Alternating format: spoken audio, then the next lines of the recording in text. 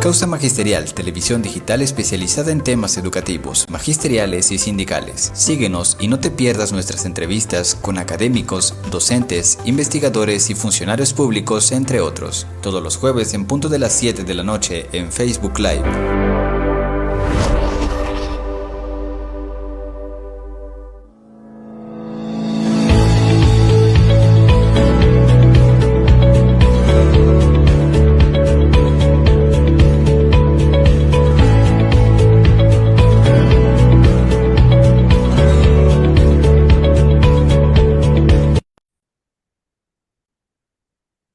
¿Qué tal? Muy buenas tardes, tengan todos ustedes, estimados maestros y maestras que, bueno, nos honran con su visita todos los jueves en punto de las 7 de la noche. Y bueno, el día de hoy vamos a hablar de un tema muy relevante que tiene que ver con cuáles son los balances que quedan en materia de educación, aprovechando el cierre de esta administración y pues a la vez hablar de las expectativas que hay con la próxima administración de la doctora Claudia Sheinbaum. Y para eso hemos invitado a la doctora Arcelia Martínez Bordón, quien es una especialista en temas educativos y bueno, ha tenido algunas participaciones en algunos medios donde ha expresado su opinión, el caso de Educación Futura, y bueno, por segunda ocasión la tenemos aquí en Causa Magisterial. Así que, pues bienvenida, estimada doctora. Muchas gracias, maestro. Muchísimas gracias, maestro Grajales, por la invitación y por considerarme para conversar y expresar algunas opiniones. Muchas gracias. Pues, doctora, para iniciar, acaba de haber un posicionamiento por parte del presidente de la República hace unos días en Ciudad de México con motivo al cierre de la administración.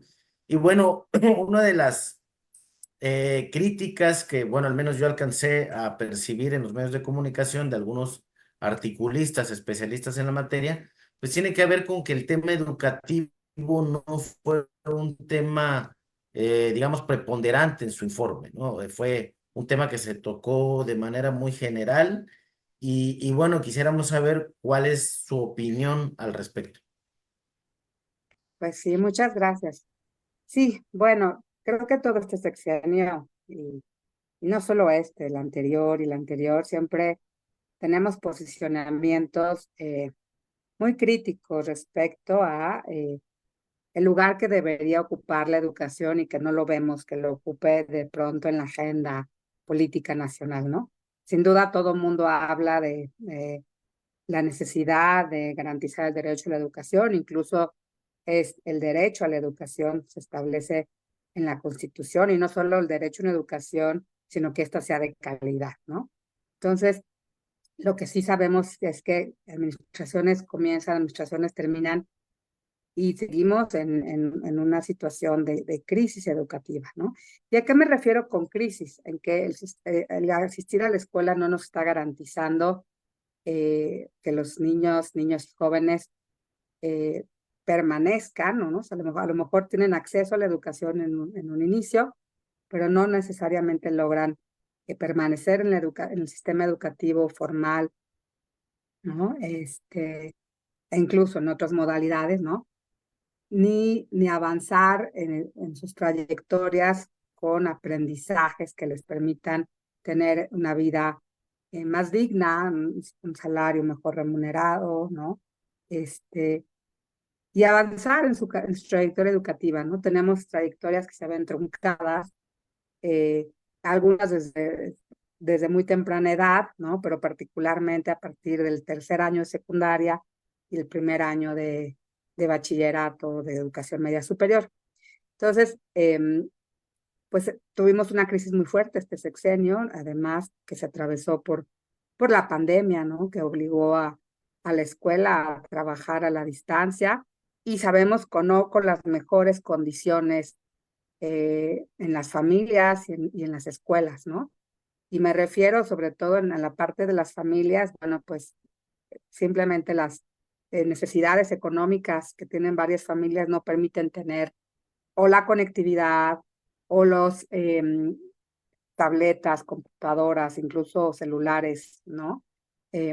Para un uso personal, ¿no? Para cada niño o niña. Entonces, bueno, en pandemia, pues bueno, también esto fue un suceso mundial, no es exclusivo de México, y eso pues retó aún más al sistema educativo. ¿Por qué pensamos varios colegas que no es prioritario? Bueno, pues porque estamos preocupados sabiendo el lugar que ocupa la educación en el desarrollo de una nación, ¿no? Que no se le invierta más. Sabemos también que en México, pues no solo está el tema educativo, hay muchos otros problemas que hay que atender, ¿no? En primera instancia, el tema de la seguridad, ¿no? Del derecho, ahora sí que a la vida, a la seguridad, al tránsito libre por las calles y que no sentamos amenazas de que nos puede pasar algo a nosotros, a nuestros hijos, ¿no? Y por supuesto el tema económico, ¿no? Que haya oportunidades, empleos para todos. En su momento, y particularmente agudo el tema de la pandemia, ¿no? El tema de no enfermarse, ¿no? Tener derecho a la salud. Y de ahí se van contando varios temas. ¿Cuál es prioritario? Pues creo que todos son importantes, ¿no? Sin embargo, bueno, pues sí vemos, y sí lo veo yo, y sí lo vemos varios maestros, investigadores, que si no le invertimos a la educación, difícilmente vamos a transitar a mejores condiciones, ¿no? Porque la educación hasta hace unos años era un instrumento, ¿no? De movilidad social. Bueno, eso es un bien de consumo y es un bien de inversión, pero si lo vemos como esta parte de un bien de inversión, pues una oportunidad para ascender en la escalera social, ¿no? Para tener mayores oportunidades, mejores servicios de salud, mayor capital humano, mayor capital social, ¿no? Todo esto que va involucrado con la educación. Entonces, en ese sentido, creo que pues sí tenemos saldos importantes pendientes en materia educativa, que es necesario puntualizar y que es necesario insistir en que hay que atenderlos, ¿no? Hay una parte que siempre me gusta comentar que tiene que ver con bueno, cuando pensamos en el derecho a la educación, no solo es derecho al acceso, ¿no? Es derecho a la permanencia y sobre todo derecho a aprender, ¿no? Y este aprendizaje, y no solo es aprendizaje de matemáticas o aprendizaje de lenguaje y comunicación o de ciencias, ¿no? Son todos. Aunque ciertamente lo que hemos medido más en México y en varias partes del mundo son los aprendizajes tanto en matemáticas como en lenguaje y comunicación, porque son los aprendizajes clave que nos abren la puerta, ¿no? A otros aprendizajes, ¿no? O sea, es importante saber leer, saber tener comprensión lectora, saber escribir, el pensamiento matemático que desarrolla otras habilidades, ¿no? Entonces, si ponemos como uno de los fines más importantes del sistema educativo el aprendizaje, pues ahí tendríamos que ver, bueno, qué factores producen o potencian los aprendizajes, en este caso específico del lenguaje, comunicación, matemáticas. Toda la discusión en la literatura, en las investigaciones que se han hecho en México y en otras partes del mundo, pues indican que hay los factores asociados, ¿no? Que unos son de parte de la propia familia, las condiciones que hay en el hogar para propiciar espacios de estudio, incluso que la familia tenga un espacio, que en casa hay un espacio para poder trabajar, estudiar, que haya un gusto, un acompañamiento de los padres hacia los hijos en la lectura, que haya expectativas altas respecto a lo que nuestros hijos pueden lograr, ¿no? Una cosa que los estudiosos de la educación hablan del capital cultural, ¿no? Que tiene que ver con, evidentemente está asociado con el nivel de escolaridad de la madre y del padre, ¿no? O sea, evidentemente es un círculo virtuoso, ¿no? Cuando hay en casa este gusto, este interés, este capital cultural, este nivel socioeconómico, a veces, pues hay más oportunidades para los niños y niñas, ¿no? Pero si no hay esto, entonces es donde tenemos que ver, pues, dónde entra el Estado mexicano para garantizar que eso ocurra, ¿no? Y entonces son los instrumentos de política educativa, que son a nivel macro, como grandes acciones de política, pero también a nivel micro, lo que puede suceder o no en la escuela y las condiciones que se favorecen desde el propio Estado mexicano a través de sus instrumentos de política para que las escuelas trabajen mejor. Y aquí hay una variedad de cosas, ¿no? Yo me gusta conectar la parte macro que tiene que ver con la política educativa, con las grandes acciones de política plasmadas en nuestras reformas educativas, en el Programa Sectorial de Educación, en el Plan Nacional de Desarrollo, y en las políticas estratégicas que este sexenio ahorita voy a hablar de eso, fueron 4, ¿no?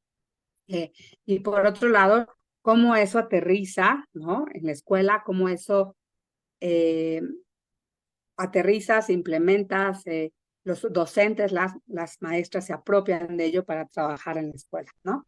Entonces, ese paso, ¿no? De bajar de la política macro a la escuela, pues tiene tienes muchos canales, ¿no? Que a veces no necesariamente fluyen todos.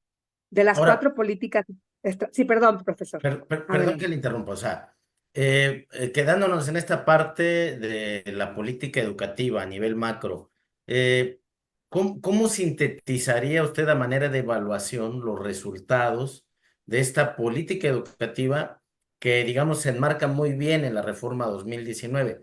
Básicamente, el objetivo, la meta final era una escuela bueno, un sistema educativo de excelencia.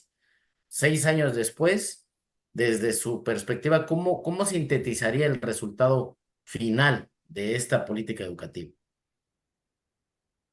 Bueno, si somos muy estrictos, diríamos que falló, ¿no? En proveer este sistema educativo de excelencia. Pero también hay que tener en consideración que lograr esto, pues no se hace en un año, ni en 2, ni en un sexenio, ¿no? Es una ruta de largo alcance, de mediano y largo alcance, donde tiene que haber acciones sistemáticas y sostenidas, ¿no? O sea, justamente, perdón, de pronto, justamente em, tenemos de manera muy importante, como yo hablaba de 4 grandes políticas, ¿no? Que resumió en algún momento Delfina Gómez cuando fue titular de la SEP, ¿no? Y ella decía, la política educativa o la reforma educativa de este sexenio, yo diría que en un inicio se planteó de manera más ambiciosa, pero ella la resumió en 4 grandes ejes, ¿no? La revalorización magisterial, por un lado, el tema de la equidad, ¿no? Educativa, la mejora de la infraestructura, ¿no? Y la currícula, ¿no? Y aquí podemos identificar 4 grandes rubros, ¿no? El primero, sin duda, fue la currícula, bueno, en orden cronológico, quizá empezar la reforma educativa del 2019 empieza con la propuesta de una cancelación de una reforma, de una evaluación docente que se leyó como punitiva, que no realmente estaba desvalorizando a los profesores, a las profesoras del país y que no iban a llegar a buen puerto y que no llegó a buen puerto en el sexenio anterior, ¿no? Entonces, una de las promesas de campaña del presidente en su momento, ya cuando era candidato y cuando fue presidente, fue retomar este tema de la revalorización docente. Y entonces, ¿qué esperaría uno de eso? Pues tener mucha inversión en el desarrollo profesional de los profesores, una inversión en la mejora de las escuelas normales, ¿no?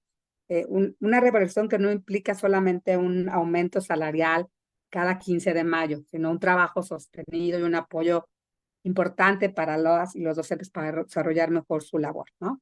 Entonces, bueno, ahí pues habría quien sea muy crítico y diga, pues la OSICAM no logró sus propósitos, ¿no? O sea, repite varios de los vicios o cosas que se criticaban de el servicio profesional docente, ¿no? Incluso ya se habló que se va a desaparecer la OSICAM, entonces hay que pensar en un nuevo modelo para un mecanismo, ¿no? De mejora de la promoción de los profesores, ¿no? De la evaluación, etcétera. Otra parte fue el tema de la equidad en la educación. ¿Y qué se hizo este sexenio? Pues se dieron muchísimas becas. Estamos hablando de más de 90,000 millones de pesos en becas, ¿no? Ese, sin lugar a dudas, es una apuesta importante y la investigación educativa nos dice que si queremos realmente mejorar la educación, pues sí tenemos que pensar en esquemas de apoyo a los estudiantes que más lo necesitan, ¿no? Ahora, Para que ellos puedan tener más acceso, perdón, ajá. me gustaría detenerme ahí. Con respecto a las becas, hemos tenido algunos analistas que han dicho, pues que ciertamente se invirtió mucho, pero hasta el día de hoy no hay una investigación real que dé cuenta del impacto que han tenido esas becas por lo menos en el sostenimiento de los estudiantes en el sistema educativo, ¿no? Y Bueno, por otro lado tenemos también algunos datos que contrastan, pues, los altos índices de deserción, la poca capacidad de absorción de algunas niveles educativos, y no solo por la pandemia, sino incluso por otros factores, incluidos por ahí, decía usted también el tema de la delincuencia. Pues ¿no sería esto un poco contrastante el hecho de haber hecho una inversión bastante fuerte y, y estar generando estos otros fenómenos a la par?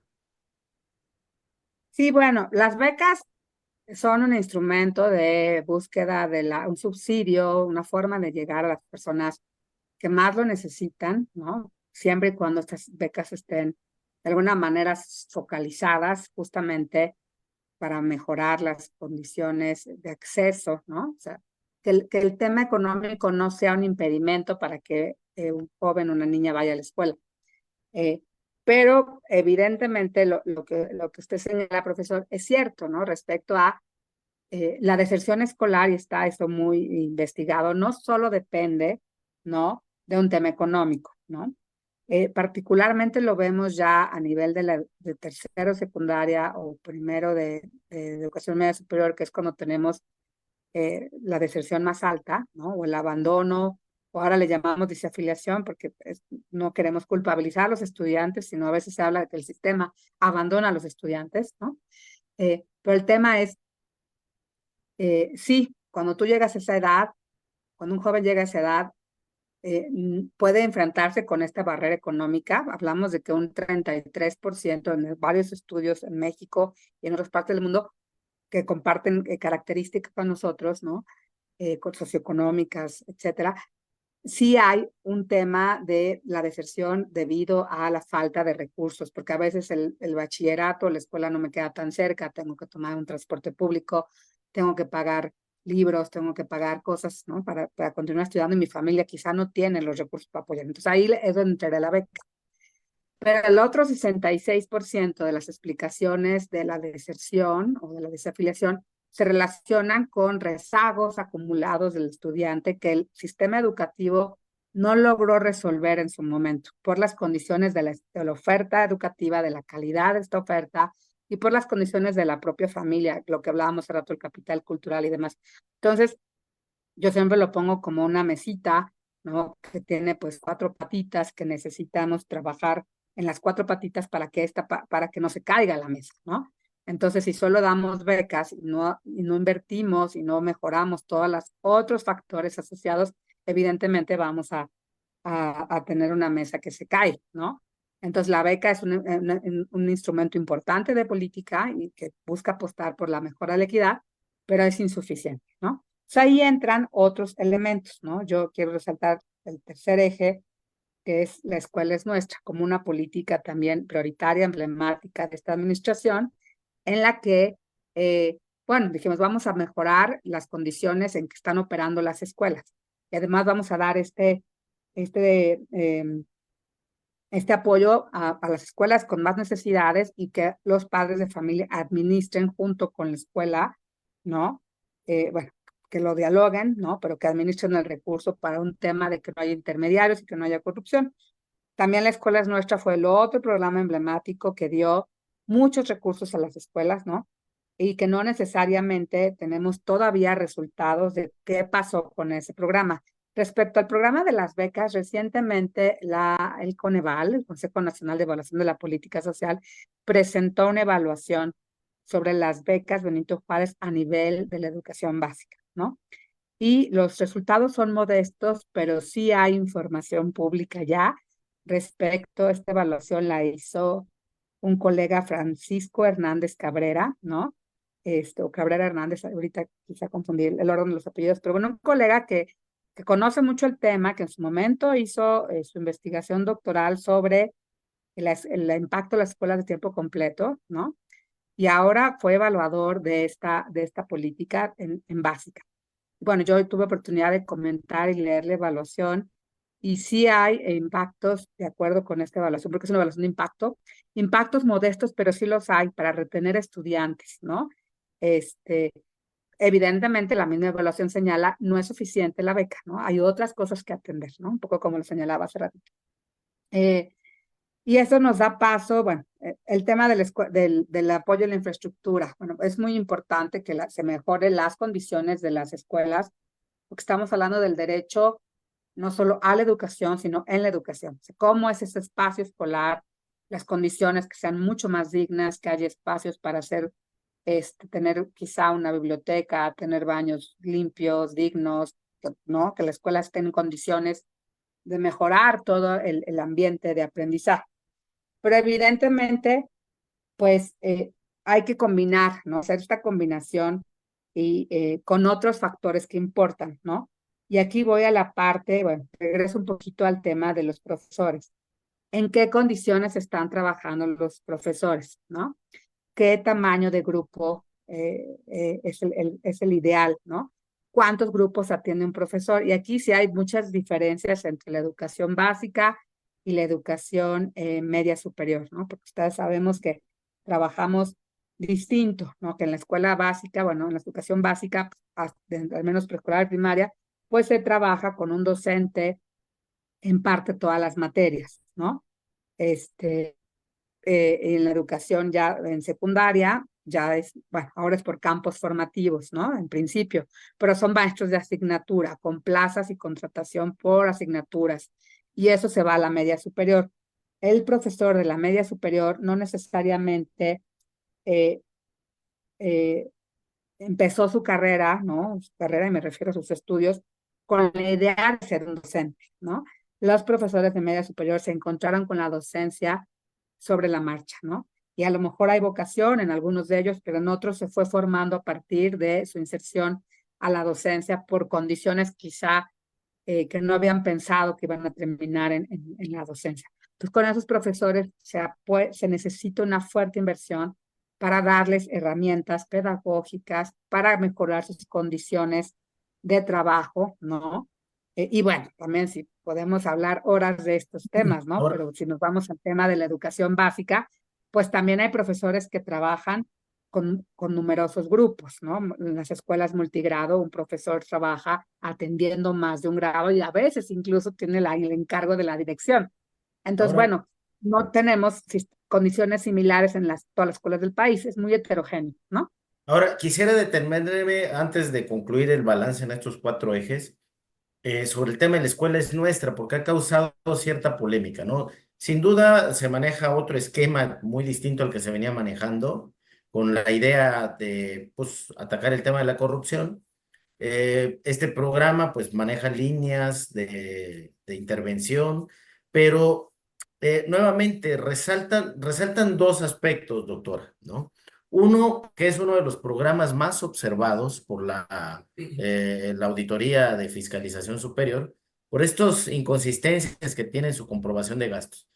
Y por otro lado, tenemos un dato que tendría que ser un tema que el proyecto de la escuela es nuestra debería entender. Tenemos alrededor de 56,000 escuelas sin agua potable. Entonces, ¿qué le dicen estos elementos que están sobre la mesa? Sí, bueno, creo que sí falta más información pública. Entiendo que se estaba desarrollando un estudio en Mejoredu respecto a la escuela es nuestra, que todavía no concluye y será muy bueno pues tenerlo, ¿no? En su momento, esperando que no desaparezca este espacio de investigación que heredó parte de la agenda de investigación y no necesariamente de evaluación del Instituto Nacional para la Evaluación de la Educación, pero en efecto ha habido pues muchas observaciones de la Auditoría Superior, ¿no? Y la observación tiene que ver justamente con la falta de transparencia, ¿no? No saber exactamente a qué escuelas está llegando el recurso, cómo se está distribuyendo el recurso, o sea, nos falta información pública. Yo no dudo, ¿no? Que haya acciones muy buenas para mejorar las escuelas, ¿no? Y se involucra a los padres de familia, pero sí necesitamos, sí o sí, un ejercicio de rendición de cuentas, ¿no? No importa que se entregue el recurso a las familias, también las familias tenemos que dar cuenta de cómo ejercemos ese recurso y qué estamos priorizando, ¿no?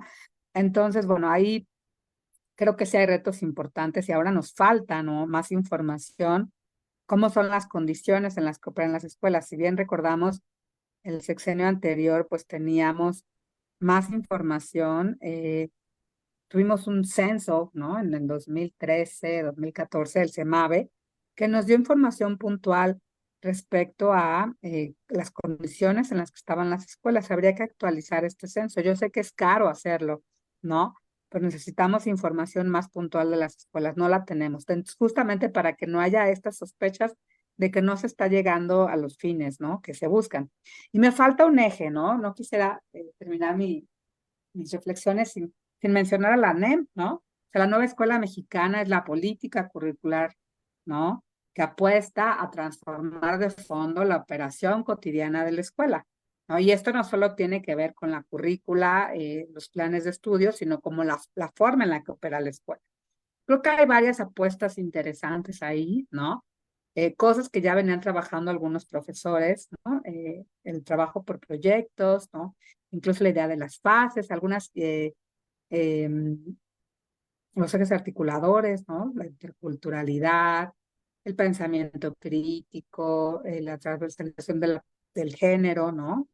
Todos son elementos que no se llamaban ejes articuladores, pero con los que ustedes y los profes de básica ya estaban trabajando, ¿no? Eh, pero bueno, cambiar esto, pues también requiere, ¿no? Y aquí voy un poco a los docentes. Requiere mucha diálogo, mucho trabajo colaborativo entre profesores, tiempo para planear esta currícula y ejecutarlo, ¿no? Sabemos que hubo resistencias y hubo preocupación de que se llevara a cabo incluso el pilotaje del nuevo plan de estudios en el ciclo 2022-2023, justamente porque no estaban listos los programas educativos, ¿no? Y teníamos apenas el cascarón, ¿no? Y ya algunos libros de texto por ahí que fueron antes, entonces hubo un recurso interpuesto por Educación con Rumbo, ¿no? Diciendo, bueno, no es posible, fue la Unión Nacional de Padres de Familia, ¿no? Quien dijo, no podemos implementar este currículo si no, de manera piloto, si no hay primero todo lo que dispone la Ley General de Educación que tiene que haber previo a la implementación, ¿no?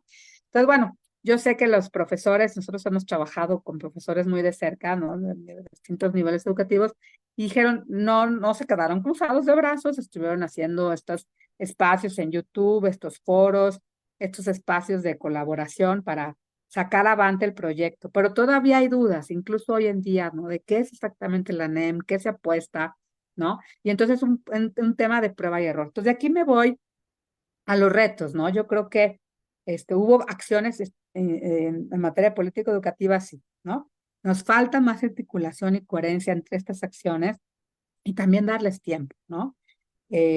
Dentro de las cosas que darán continuidad, pues sí, está la nueva escuela mexicana, están las becas, ya se habla de el tema de cambiar, desaparecer UCICAM y bueno, generar otro mecanismo distinto. Se habla también de que la escuela es nuestra permanecerá, ¿no?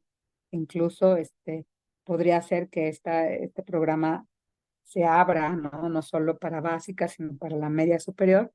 Pero bueno, creo que nos falta pues esta interrelación, esta apertura para tener como un diagnóstico no más integral de cómo se conjuntan estas líneas de política y transparencia, ¿no? Otra cosa Ahora, importante, hace poco tuvimos un foro en ahora la Ibero. Sí, en este, perdón que le interrumpa, ahora en esta idea ya de las expectativas que se tienen, eh, ¿cómo estaría usted con todos los acontecimientos que se están dando en el entorno de la doctora Claudia, en el entorno del actual presidente?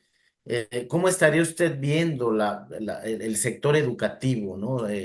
Tomando, por supuesto, el tema del nombramiento de un exdirigente de un partido político como es Morena, o bueno, un movimiento, porque no creo que no es un partido como tal, un instituto político, en una cartera que sería, a decir de la doctora Claudia, pues el eje de su proyecto sexenal. sí. Bueno, pues Mario Delgado fue secretario de Educación en la Ciudad de México, ¿no? Es decir, la Ciudad de México no tiene a cargo educación básica, ¿no? Pero bueno, no es que desconozca el tema educativo, ¿no? Mario tiene credenciales y tiene pues una formación técnica, ¿no? Y política, por supuesto, ¿no? Yo más que irme al perfil de Mario, ¿no? Yo esperaría que él tome las mejores decisiones y que se deje aconsejar, que se deje su equipo, ¿no? Dialogar, ¿no? Eso me parece muy importante, ¿no? Estos nombramientos, pues sabemos que al frente de cualquier secretaría son posiciones políticas, ¿no? Eh, pero buscamos que además del perfil del secretario, pues su equipo, ¿no? Su equipo esté, quienes vayan a ocupar la subsecretaría de Educación Básica, la de Media Superior. Todavía no sabemos si la superior quedará, ¿no? En la SEP o si se va a ir con la próxima secretaria de Ciencia y Tecnología, ¿no? La doctora Rosaura, ¿no? Pero bueno, querríamos tener un equipo, bueno, que conozca del sector, que conozca las prioridades, que tenga este espacio de articulación, de apertura con distintos no solo con los profesores y las profesoras, sino con el ámbito estatal, con los funcionarios a nivel estatal, donde se han hecho cosas interesantes en materia, por ejemplo, de evaluación. Destaco el trabajo en Nuevo León, en Tamaulipas, en Querétaro, en Guanajuato, Yucatán, donde ha habido ejercicios bien interesantes ante la ausencia en un inicio de evaluaciones nacionales que nos dieran cuenta de cómo estaba el sistema educativo, ¿no? Justo en pandemia, surgieron cosas interesantes en los estados. Entonces yo creo que tenemos que apostar, y eso quería comentarlo, ¿no? Por una nueva gobernanza en materia de investigación y evaluación educativa. Hay varios diagnósticos en el sector, ¿no? Creo que es muy importante el diálogo. Me parece que la administración que concluye cerró las puertas y solo acudió o solo tuvo espacio para algunas voces, ¿no? Y los demás quedaron excluidos. Entonces, pues yo esperaría, ¿no? Buscaría esto, ¿no? Y el sentido de mi carta en su momento a Mario Delgado tiene esa idea, ¿no? De ofrecer desde la academia, desde la sociedad civil, desde los espacios que estamos ocupando varios colegas, pues esta información, ¿no? No es que él no la tenga o su equipo no la vaya a tener, ¿no? No la tenga, pero bueno, construir estos puentes. El reto es tan enorme, ¿no? En materia educativa, que necesitamos trabajar juntos, ¿no? O sea, no veo a la SEP trabajando sola, ¿no? Entonces, bueno, ese es un poquito el sentido. Recién tuvimos, decía, un foro aquí en la Ibero y convocamos a colegas de sociedad civil, de organismos internacionales, de la academia, de los estados que están trabajando. El foro fue específicamente sobre qué evaluación necesitamos, ¿no? ¿Qué sigue para la evaluación educativa? Justamente ante lo que vemos que podría desaparecer Mejor Edu, ¿no? Entonces, ¿quién va a absorber esas funciones de evaluación y de diagnóstico? Pues seguramente la SEP a nivel nacional y a nivel de la federación. ¿Y qué es importante? Pues tener a los mejores cuadros, a los mejores diagnósticos e incluso, bueno, pues esta vinculación con quienes estamos haciendo investigación e evaluación, ¿no? Pues así un Ahora, poquito lo mismo, profesor. Ujú. para ir concluyendo, digamos, la charla sobre este tema ya de las expectativas, pues unas son las decisiones políticas, pero influye mucho el tema económico. Y vemos que el presupuesto educativo pues sigue siendo el mismo, la gran parte, un muy buen porcentaje, quizá un 95, 98% del presupuesto, pues básicamente va al mantenimiento, al pago de salarios. ¿Ve usted condiciones para que haya un incremento en el presupuesto para el financiamiento educativo, considerando los factores económicos, ¿no? Vemos que hay una reforma judicial que está ablandando por ahí la confianza hacia el país. Vemos que no ha despegado la economía como se quisiera. La deuda también está bastante onerosa y complicando el panorama. Con estos escenarios, ¿considera que hay posibilidades de mejorar económicamente la inversión? Pues yo pienso no solamente en el tema de aumentar el porcentaje del PIB, ¿no? Que gastamos como porcentaje de gasto educativo, como porcentaje del PIB, sino distribuirlo mejor, ¿no? O sea, priorizando. Algunos colegas hemos sido muy críticos respecto a esta idea de becas universales, ¿no? Eh, entendemos o entiendo yo también que hay un tema de atención y que quizás estos esquemas de focalización pueden ser costosos y romper tejido y capital social, ¿no? Pero sí vale la pena priorizar en aquellos que más lo necesitan porque la cobija no alcanza para todos, ¿no? Em, Hay temas prioritarios y aquí, bueno, pues puede ser un debate dónde, ¿no? Es más importante la inversión en educación inicial, en educación superior, porque nos permite ser competitivos a nivel internacional, ¿no? Innovar, o en la media superior, donde está el punto más fuerte de la desafiliación y deserción escolar, ¿no? Aquí hay distintas opiniones. Yo considero que hay que ver dónde podemos empezar, ¿no? Pero quizá algo importante es justo la inversión. eh, yo veo tres rubros muy importantes, ¿no? Por supuesto, atacar el tema de la deserción en la media, lo cual implica también, curiosamente, inversión desde más temprana edad, ¿no? Porque si no llegamos ya tarde a resolver el problema. Pero bueno, pues fijarnos como meta quizá, y ha sido, en parte la doctora Claudia ha hablado de la importancia de trabajar en la media, ¿no? O sea, en la media superior. Entonces, creo que eso es un punto de vista eh, pues estratégico, quizá que yo diría, bueno, sí, otras cosas, la educación inicial, porque se hizo como la garantía, se garantizó, bueno, se habló de su garantía, ¿no? En su obligatoriedad desde el Estado, desde la reforma de 2019, ¿no? Y no se ha avanzado mucho en ello. Y otra cosa importantísima, priorizar gasto en la profesionalización e inversión con las profesoras y los profesores, ¿no? Finalmente, si los profes son uno de los elementos más importantes para garantizar esta educación, ¿no? Pues hay que invertir en su formación, en su preparación, en sus condiciones laborales, también en sus salarios, pero en sus condiciones, ¿no? Ciertamente, sí, no, yo no diría que está cerrando el sexenio mal en términos económicos. Yo creo que, bueno, este año sí hubo mucha deuda pública, ¿no? Pero en términos generales, bueno, pues también venimos de un momento de una pandemia terrible, ¿no? Una recesión en ese sentido, bueno, una suerte de recesión, pero pues se incrementó el salario mínimo, hubo becas, perdón, hubo incremento en programas sociales. Creo que eso también hizo que el partido oficial, ¿no? Pues es muy apreciado, ¿no? El presidente tiene unos altos niveles de popularidad. Entonces, bueno, la gente está contenta, ¿no? Con lo que está pasando. Yo tengo mis preocupaciones en varios indicadores, en el tema de salud, en el tema educativo, en el tema de inseguridad, ¿no? Pero en respecto a la economía, bueno, pues falta ver qué pasa con la reforma judicial que está a punto de aprobarse también en el Senado, ¿no? Y de ahí va a las legislaturas de los estados. Pero a partir del tema de esta reforma, pues ver cómo reaccionan los mercados, ¿no? Ha habido incluso el, el embajador, ¿no? Ken Salazar recién se pronunció la semana pasada y hubo ahí una tensión, ¿no? Diplomática por opinar respecto a lo que dicen los inversionistas de Estados Unidos respecto a los riesgos que pueden suceder con la reforma al Poder Judicial. Falta por ver, ¿no? ¿Qué va a pasar? Yo creería que desde el lado que yo estoy, ¿no? Como académica, como investigadora, pues insistir en los ejes, insistir en la necesidad de comunicar, de priorizar, ¿no?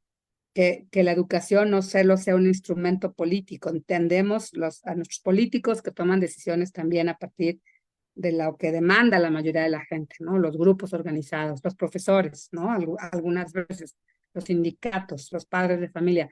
Pero sí creo que no solo es un tema de invertir más, sino gastarlo mejor, ¿no?